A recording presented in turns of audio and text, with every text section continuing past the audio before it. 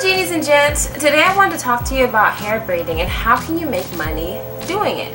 Now this is very obvious that you can make money from doing hair, but how can you actually make a living with no college degree, pay all your bills, and do what you need to do? Well, I'm gonna help you.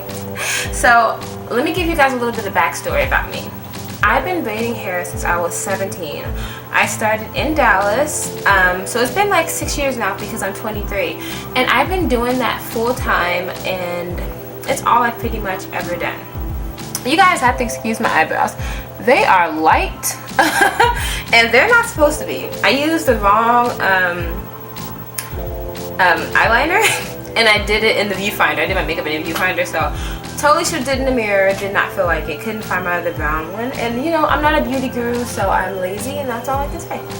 I started off doing hair in Dallas because I could not get a real job. When I was 17, I kept getting fired. And of course, I'm going to make another video about all the jobs I've had, but let's just say I worked in a restaurant business as a host, and it was not working out for me. I'm not really good at kissing ass like that.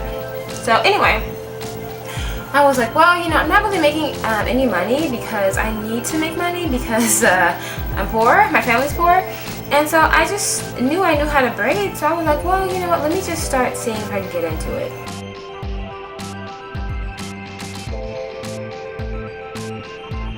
So I started posting on Craigslist. Now, I know I'm probably going to be getting comments saying, oh my gosh, Craigslist is so dangerous. Don't be dumb. Don't be referring people to Craigslist. But it is how I paid the bill. Let me tell you something. So before a lot of like social media was like really popping off 6 years ago, like Instagram, Pinterest, things like that, I started on Tumblr. I started a hair blog called ogazihair.tumblr.com, and that really helped.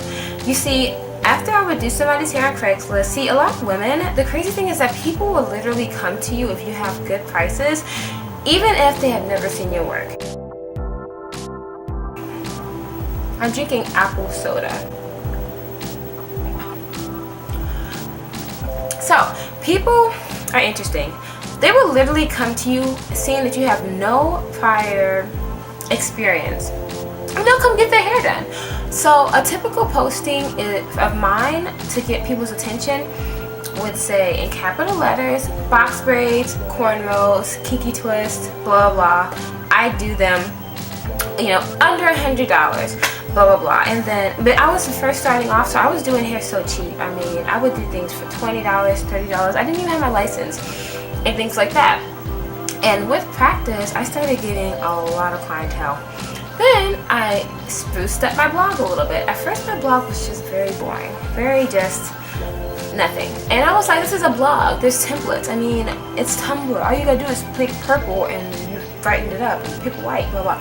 So now my blog is nice and clean, and I even bought a web URL so that people can just go there straight on without having to, you know, type in ogazihair.tumblr.com. It's just ogazihair.com. Excuse me, all the soda. So yeah, so that was one of the biggest things that I did. And then also, of course, I included pictures. Back then, I didn't have an iPhone. I had just a regular Metro PCS phone. Metro PCS was so big in Dallas at the time that that's just what I used. I probably just spent a whole bunch. I don't know. Anyway, that's just what I was using. And you know, I would get on my laptop, computer, whatever, blah blah. And then the women were just raking in. Another thing, I've always gone to YouTube. There have been so many times where I had no idea what the woman was talking about, but I would just tell her, yeah, I'll do it for this much. I would do kinky twist for $60 to $80, $90. And the first time I did kinky twist, I did not know that you're supposed to twist as you twist. So I was just twisting her hair, not twisting, just twisting. I was not, you know, making a rope. And I didn't really like it, but she liked it, and I was like, oh my gosh. So then, but the thing about it is that I went on YouTube before I did her hair, and I was looking, and I thought I found a good video. It was wrong. Finally, after a few weeks, I found a good video on how to do kinky twist, very in depth, and by an amateur, a lady who, I think I'll have to link her below. I'm not sure. If I find her video, I'll link it below. I don't even know if it's still up. This was like 6 years ago.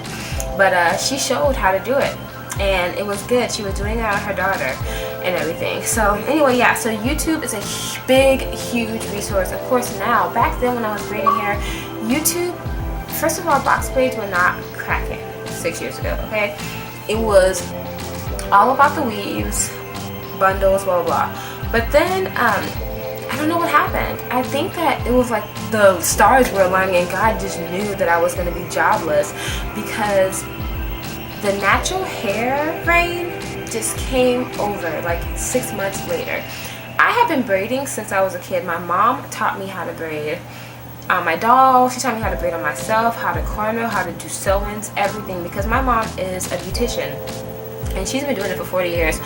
But she didn't really specialize in braiding, but she knew the gist of it to get me started. And after that, I just started using YouTube, and whoever would let me practice on them, like, you know, myself, blah, blah, blah, I know how it feels, things like that. Then, okay, fast forward into the newer age. So 3 years ago, I think, I got bought an iPhone, and Instagram came out. Instagram came out like 4 years ago, but it wasn't available to Android users. When I had Instagram, it was only available to iPhone users. So I made one, and I made one for my hair business. And I started hashtagging what city I was in and hair.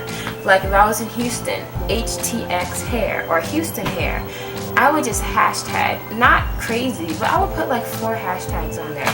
And then my hashtags would connect to my website so people could view it. For instance, if I would post a picture, hashtag hair, on my website it's ogazihair.com tagged hair. It would upload straight to Tumblr, then Tumblr would section it off into its own sections, things like that. And I mean, business has just been great. I mean, I've been able to literally live off of doing hair, buy my car, file my taxes, get apartments, and just live my life.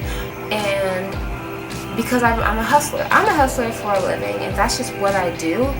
But hair braiding has just been a great way to make money, live, blah, blah. And I have people ask me every day, how do you get this? How do you get that? How do you do this and that? I'm definitely not rich. But people know that my job is definitely unconventional, and it's like, so you literally depend on if somebody says, yes, I need my hair done, yes. That's why my nails are always so fucked up. Look at them.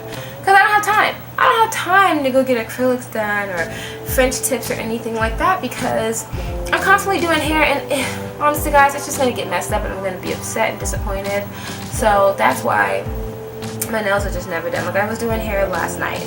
What is today? Today is Thursday. I was doing hair last night from, we started at 5. I didn't get done with that girl's hair until 3:30, 4 o'clock in the morning. I left her house at 3:30, 3:45. Didn't make it home until 4. I mean, see what I'm saying? Like, it's a hustle. And when you are new, like, I still consider myself new because, number one, I have not put my all into doing hair. Even though it's my bread and butter, I know that somebody is always going to want to get their hair done, and I know that, so I don't really put into as much of it because it's not my passion. Hair is just something that I kind of fell into because I didn't have a choice. And it's, you know what I mean? Like, I want to do something else with my life. I don't want to do hair for the rest of my life. But I get so many clients and I get so much good feedback and things like that. It makes me want to open a salon. It's crazy because it's something that I don't even like doing. I don't like doing hair. But, well, anymore. I used to really enjoy it, but now I don't really like it anymore. I'm kind of like burnt out on it. But anyway, I just, want to do something else in my life. And I always have been want to do something else in my life. So anyway, I don't want to blabber on, but like I do my own weave and things like that. This weave is old. I need to update it. But that's pretty much how I got my start, how I started making money from hair and things like that. Other side ventures that you can do, I had it on my blog, but I don't really have it anymore, is Google AdSense. It's where Google will pay you for every click that you get on your blog. I have a lot of traffic going in and out, so I really need to put it back on, if you know what I mean. But Google keeps giving me the runaround about it, and I just keep forgetting to, renew it and things like that. But And then of course, if your site is getting a lot of traffic, sell merchandise on it. I have a store that I run on and off. I really need to get back into it. But anyway, of vintage clothing and things like that, of designer things that I find. And I'm always telling people, guys, open up a merch store, make it look official, and have people write reviews on it. I have one. I invested in it. I bought $100 like template. Then every year I have to renew the URL, and then I pay a monthly fee, but it's totally worth it because you can make a living off of it. So guys, like I said, do whatever you need to do, hustle, blah blah. If I get any more tips, I will definitely share them with you. I do have a Facebook. It's not that great, but a lot of people have Facebook, especially older people who don't use Instagram and blah blah. But if they don't have a Tumblr, they have a Facebook. If they don't have a Facebook, they have an Instagram. If they don't have an Instagram, they'll have something. Usually, they'll have a phone and blah blah blah. I'm just trying to make sure, because I didn't write this one down. I didn't really write. I just kind of like, I don't know. I just said, oh, let me do this. Oh yeah. Email and your phone. So I've been using my personal phone because, once again, I'm not that serious about doing hair. It's just something that kind of comes along. But if you are really serious about it and you're getting like crazy clientele, get a second phone.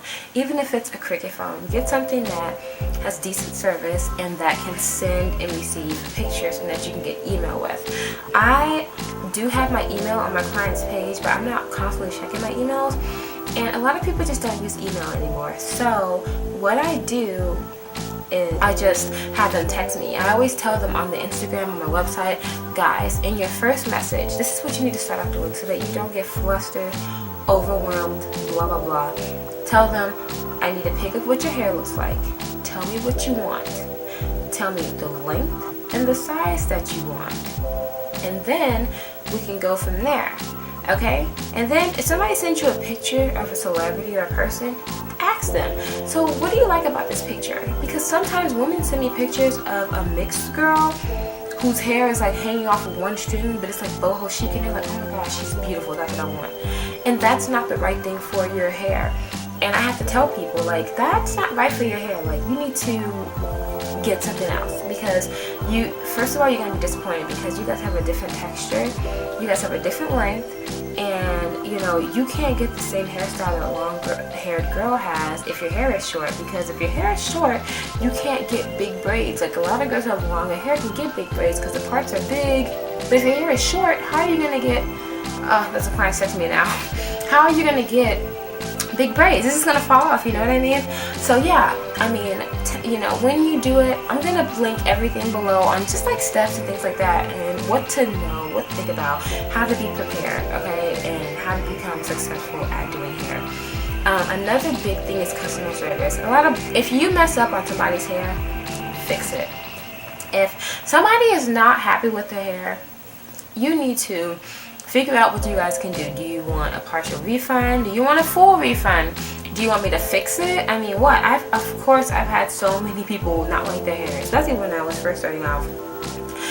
People, I really didn't know what I was doing. And then, I kind of got the grip of it. Like, I really do. Like, if I mess up your hair, I will come to your house and I'll fix it. Whenever you need me to, we'll work something out, because I am busy. So I'll meet you on the road. I'll do whatever, whatever time of night. I'll try to fix it and blah blah, because you want to keep your customers happy and you want to be referred to people. Because if one person gives you like a bad review, they're gonna tell everybody. But if something like good happened to their hair, blah blah, they're gonna be, oh, this little hair is bothering me. Anyway, they're gonna tell one or two people, but if it's bad, everybody knows. So you definitely have to know, okay, I need to have really good customer service. That's like the biggest thing. And then another thing is to have like a follow-up call. Even though I'm a small business, I'm not Instagram famous like Fabulosity is me or the other girls, blah blah, Glenda Butterfly. Not even that. I don't even have 1,000 followers on YouTube or on Instagram, but I've been able to make a living for myself in the last 6 years and help out family members and save and do what I need to do. And in a follow-up video, I will show you guys bank statements and things like that, because they're all cash deposits and things when I talk about taxes and what to do if you have a business and what choices you can make. So anyway, guys, Thank you so much for subscribing. If I forgot anything in this video, believe me, it'll come up like a brain fart and I will link it down below. Anyway, love you guys. Have a good day, and whoops, don't forget to like, comment, subscribe.